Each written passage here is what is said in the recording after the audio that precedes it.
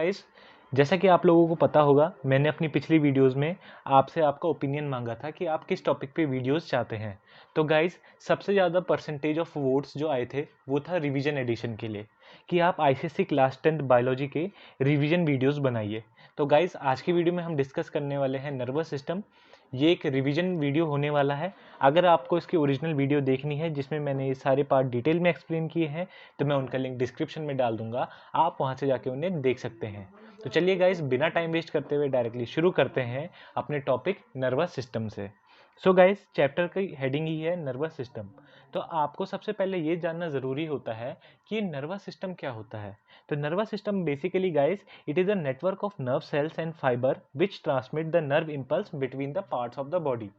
जो हमारे different part of the body के बीच में ट्रांसमिशन होता है नर्व इम्पल्स का, वो नेटवर्क को क्या बोलते हैं, हम नर्वस सिस्टम बोलते हैं। इस नेटवर्क में नर्व सेल्स और नर्व फाइबर इंक्लूडेड होती हैं। अब गाइस, जान लेते हैं कि नर्वस सिस्टम की क्या ज़रूरत है हमारी बॉडी में। अब गाइस, ये 4 बेसिक नीड्स हैं नर्वस सिस्टम की। सबसे पहला, nervous system keep us informed. Guys, मैं आपको कुछ भी बाहर का नहीं बता रहा हूँ, ये सारा कंटेंट आपके ICSE class 10th biology book में मेंशन्ड है। ठीक है। सबसे पहला आता है कीप अस इन्फॉर्म्ड।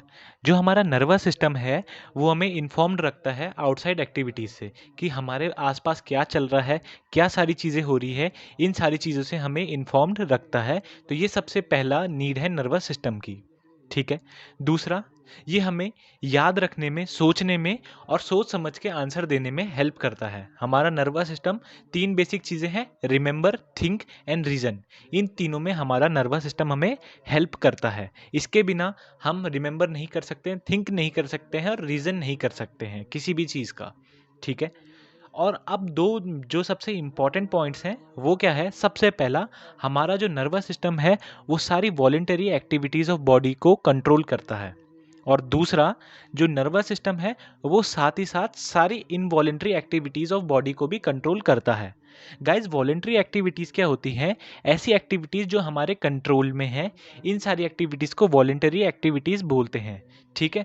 जैसे कि अगर मैंने कोई भी वॉलेंटरी एक्टिविटीज़ का मतलब होल्डिंग अ बुक हो गया, होल्डिंग अ मार्कर हो गया, ठीक है, रबिंग अ बोर्ड हो गया, ये सारी वॉलेंटरीज एक्टिविटीज़ है जो हमारे कंट्रोल में है।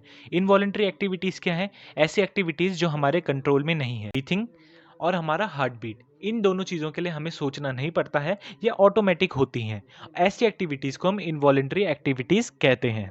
ये तो था guys need of nervous system. अब बात कर लेते हैं न्यूरॉन की। गाइज, जैसे कि आपने पढ़ा होगा, अगर हमारे एक्सक्रीटरी सिस्टम में आपने ध्यान से देखा होगा तो वहाँ पे एक पॉइंट लिखा था कि हमारा नेफ्रॉन जो है वो मेन या फिर फंक्शनल यूनिट है किडनी का। हमारी सेल जो है बेसिक यूनिट है हमारी बॉडी की। ठीक है। वैसे ही गाइज, न्यूरॉन क्या है? Basic unit of nervous system है। अब बात कर लेते हैं स्ट्रक्चर ऑफ न्यूरॉन की। बना दिया है नर्व सेल का। आई एम सॉरी गाइज, ये डायग्राम बहुत गंदा दिख रहा है, मगर गाइज बस आप इसमें से कोरिलेट करने की कोशिश कीजिए। ठीक है। आप अपनी बुक खोलिए, उसमें अच्छा सा डायग्राम दिया है, आप उससे बस कोरिलेट करने की कोशिश कीजिए। तो यहाँ पे मैंने कुछ इंपॉर्टेंट इसके पार्ट्स का नाम लिख दिया है। सबसे पहला है न्यूक्लियस। तो न्यूक्लियस गाइज आपको मेंशन करने को आता है और ये 5 मार्क्स में कई बार पूछा जाता है कि एक नर्व सेल का डायग्राम बनाइए और उसके पार्ट्स को लेबल कीजिए। तो इसके सेंटर का जो ये डॉट दिख रहा है ये है न्यूक्लियस। ठीक है। दूसरा अब क्या है गाइस, ये वाला जो पार्ट है, ये लंबे जो पार्ट है, इसे बोलते हैं डेंड्राइट्स। ठीक है। अब आता है साइटोन। साइटोन क्या है गाइस? न्यूक्लियस के बाहर ये आप देख सकते हैं, ये टिनी टिनी ये जो कंटेंट बना रखा है मैंने, साइटोप्लाज्म लाइक कंटेंट है, इसे साइटोन बोलते हैं। ठीक है। उसके बाद आता है एक्सॉन। ठीक है। एक्सॉन क्या है गाइस? ये जो लंबी सी ये आप देख रहे हैं थ्रेड लाइक स्ट्रक्चर है, इसे क्या बोलते हैं? एक्सॉन कहते हैं। फिर आता है न्यूरेलिमा। न्यूरेलिमा ये जो बाहर की शीट लगी हुई है, इसे न्यूरेलिमा कहा जाता है। फिर यहाँ पे आप देख रहे हैं जो एक गैप बना है, यहाँ पे हो गया, यहाँ पे हो गया, इसे बोलते हैं नोड ऑफ रेनवेर। ठीक है। इसे नोड ऑफ रेनवर कहा जाता है। अब आता है माइलिन शीट। यहाँ पे गाइस थोड़ा कन्फ्यूजन होता है कि न्यूरेलिमा और माइलिन शीट में कन्फ्यूजन होता है कि ये दोनों में डिफरेंस क्या है। तो न्यूरेलिमा देखिए, ये वाला पोर्शन, ये जो बाहर का पोर्शन है, इसे हम न्यूरेलिमा बोलते हैं और माइलिन शीट इसके अंदर प्रेजेंट होता है। पार्ट्स ये मैंने आपको बता दिए। अगर आपको डिटेल एक्सप्लेनेशन चाहिए तो नीचे डिस्क्रिप्शन में दिए गए वीडियोस लिंक से आप डिटेल एक्सप्लेनेशन ले सकते हैं। ठीक है, यहाँ पे मैं सिर्फ आपको रिवीजन करा रहा हूँ। ये तो हो गया guys parts of nervous cell.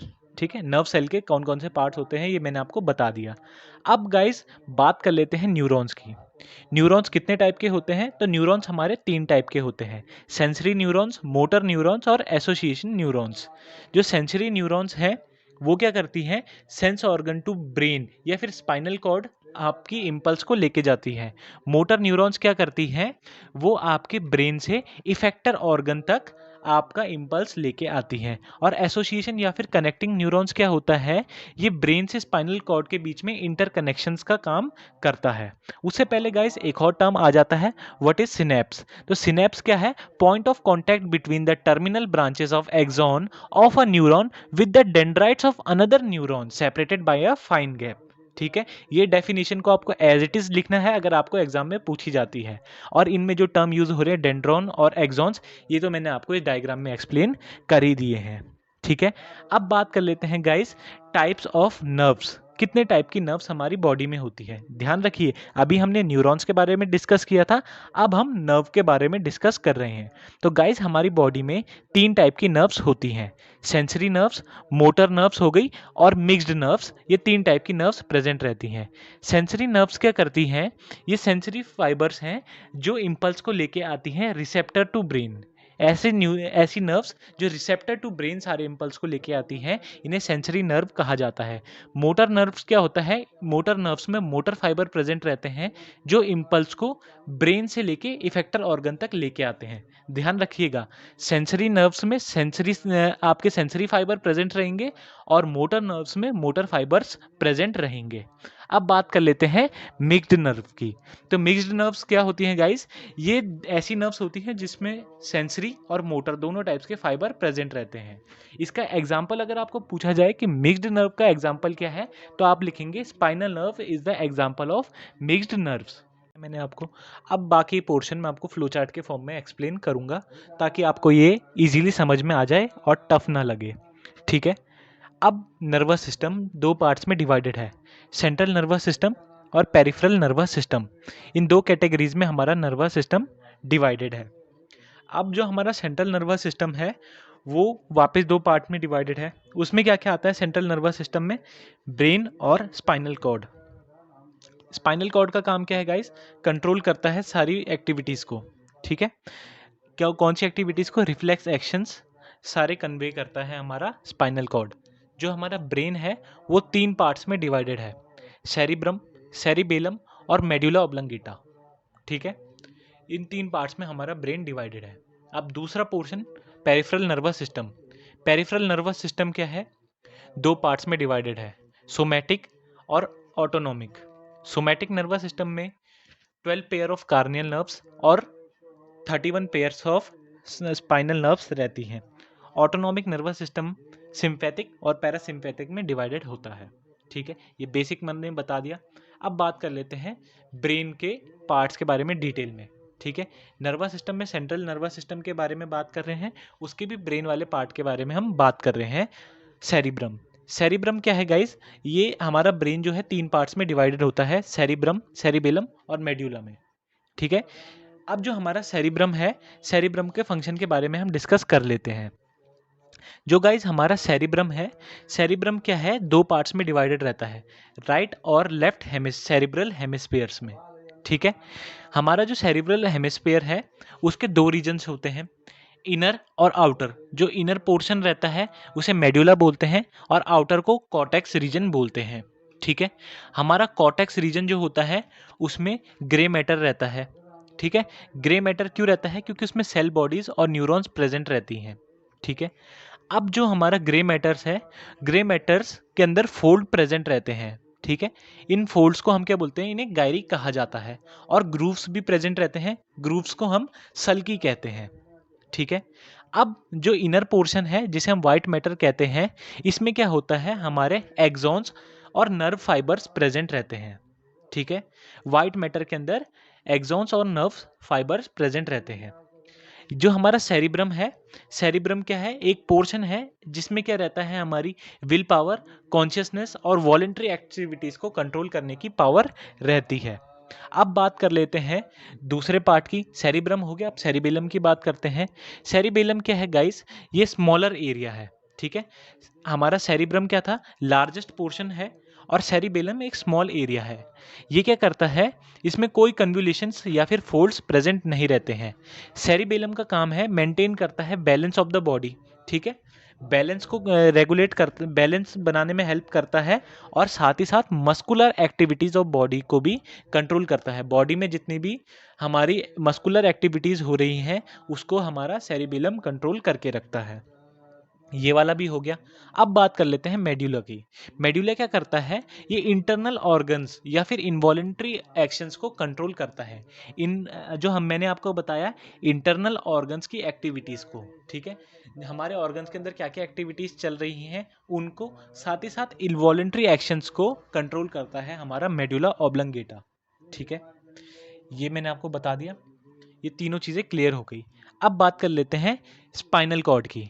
हमारी स्पाइनल कॉर्ड क्या है गाइस, ये सिंपली रिफ्लेक्स एक्शंस को कंट्रोल करती है, ब्रेन के साथ कोऑर्डिनेशन करके रिफ्लेक्स एक्शंस को हमारे कंट्रोल करती है।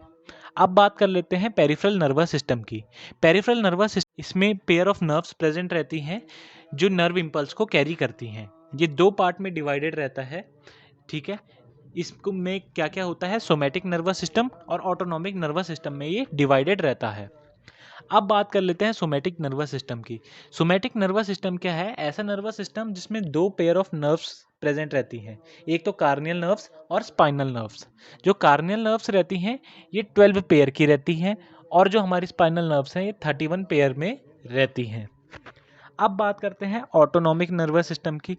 तो ऑटोनॉमिक नर्वस सिस्टम क्या है, इसमें क्या होता है, दो टाइप के सिस्टम्स प्रेजेंट रहते हैं, एक तो सिंपैथिक और पैरासिम्पैथिक। इसका काम क्या है, सिंपैथिक का काम होता है आपकी बॉडीज को किसी भी एक्शन के लिए प्रिपेयर करना, ठीक है। ये आपकी बॉडी को उकसाती है कि भाई ये काम करो करो करो। और पैरासिम्पैथिक क्या है, ये उसे नॉर्मल स्टेट में ले आती है कि आप शांत हो जाओ। जैसे सिंपैथिक का एग्जांपल है, अगर हमें कभी भी गुस्सा आता है तो हमारी हार्ट बीट तेज़ हो जाती है, हम भागते हैं तो हमारी हार्ट बीट तेज़ हो जाती है, ठीक है। तो ये कौन करता है, ये करता है sympathetic nervous system. Parasympathetic nervous system क्या करता है, हार्ट बीट को स्लो करता है कि उसको अपनी ओरिजिनल उसमें फॉर्म में ले आता है, कि जितनी 72 पर मिनट के फॉर्म में वापस लेके आ जाता है। तो ये था पैरासिम्पैथिक। तो गाइज आई होप आपको यहाँ तक क्लियर हो गया होगा, ये मैंने आपको बहुत ही शॉर्ट वे में एक्सप्लेन कर दिया है।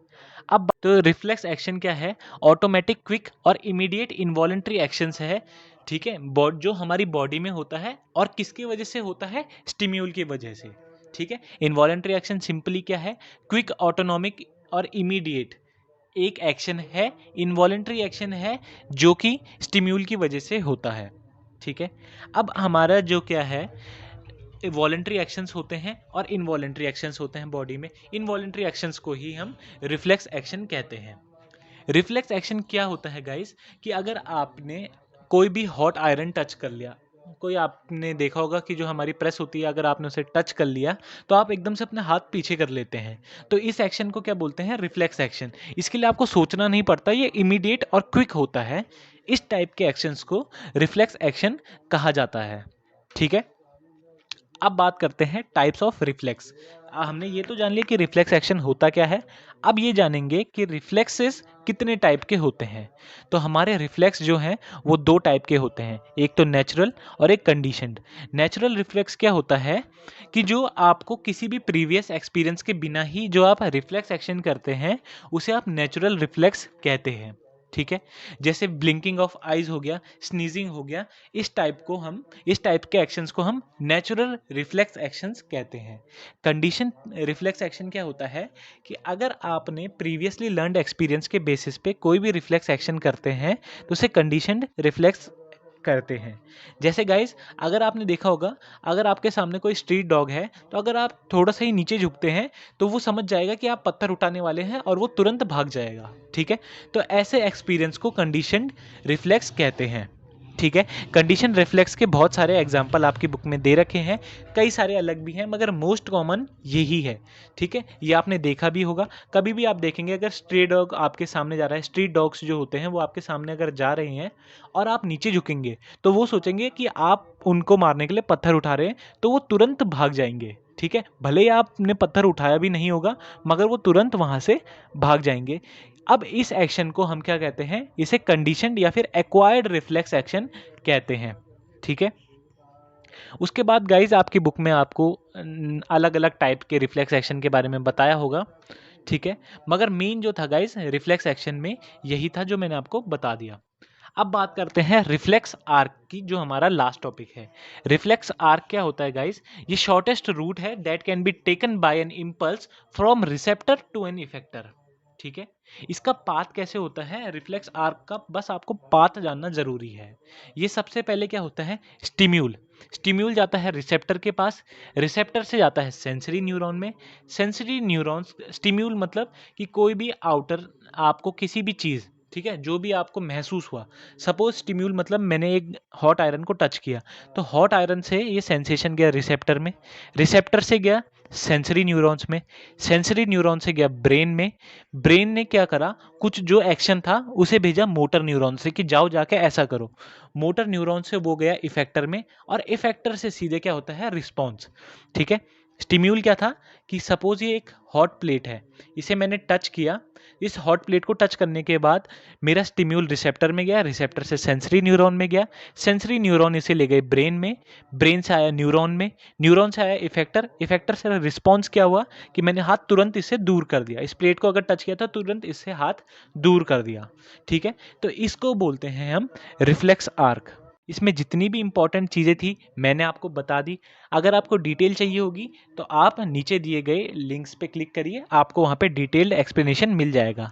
अगर आपको वीडियो अच्छी लगती है गाइस तो वीडियो को ज़रूर लाइक कीजिए, नहीं अच्छी लगती है तो कमेंट करके बताइए आपको क्या अच्छा नहीं लगा या फिर क्या इंप्रूवमेंट होना चाहिए था। So thanks for watching guys, मिलते हैं नेक्स्ट वीडियो में।